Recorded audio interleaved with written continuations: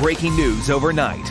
A Brevard County deputy in serious condition after being shot multiple times. Investigators say he got into a shootout with a man, all following a feud between neighbors.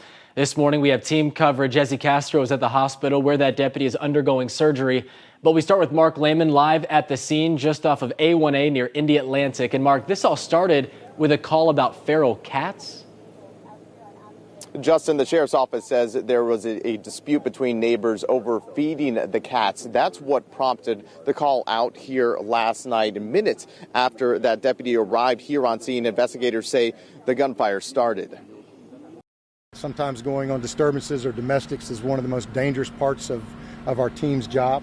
It's a danger that quickly presented itself Tuesday night as a deputy responded to break up a fight between neighbors. Sheriff Wayne Ivey says one of those men was extremely agitated.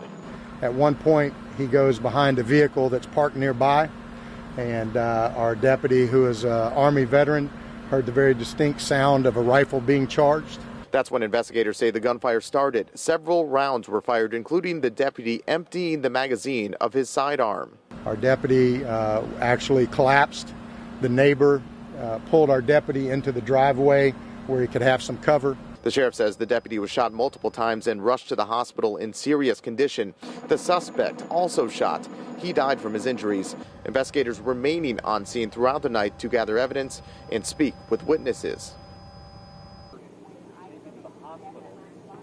And out here this morning, you can see some of the bullet holes in the truck parked in this driveway. Investigators finished gathering evidence within the last couple of hours. So far, the names of both the deputy and the man who was killed have not been released. We're working to learn more about that and also working to get other questions answers about this shooting as the investigation continues. For now, we're live in Brevard County. Mark Lehman getting results, News 6. Mark, thank you. And our team coverage continues now with News 6 reporter Ezzy Castro. She is live this morning from Holmes Regional Medical Center where that deputy is being treated. So, Ezzy, what do we know about his condition at this point? Well, Kirsten, we're told the deputy was in serious but in stable condition when he first got here to the hospital.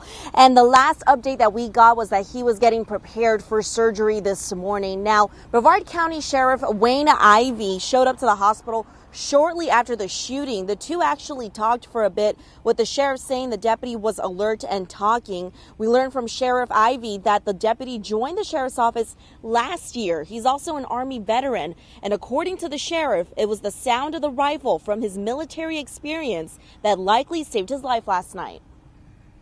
His statement to me was, "I won."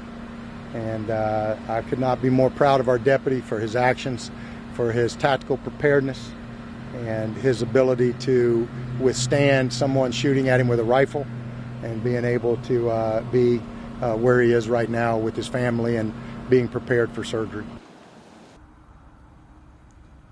Now, Tuesday night's shooting marks the first time in years a Brevard County deputy has been seriously wounded in a shooting. In 2015, Agent John Casey Smith was conducting a prostitution investigation in Port St. John when he was shot multiple times. No deputy has been shot and killed in the line of duty since Barbara Pill, who was conducting a traffic stop when she was shot by a suspect in 2012. Now, back out here live, the sheriff's office has not released the name of the deputy just yet, but we do expect another update from them in a couple of hours. As soon as we get that information, we will pass that along to you. Live in Brevard County, Ezzy Castro getting results, News 6. All right, we'll see you again soon, Ezzy. And we, of course, are following all the latest developments on this deputy-involved shooting. To get updates when you're on the go, just head over to clickorlando.com and look for the story on the homepage.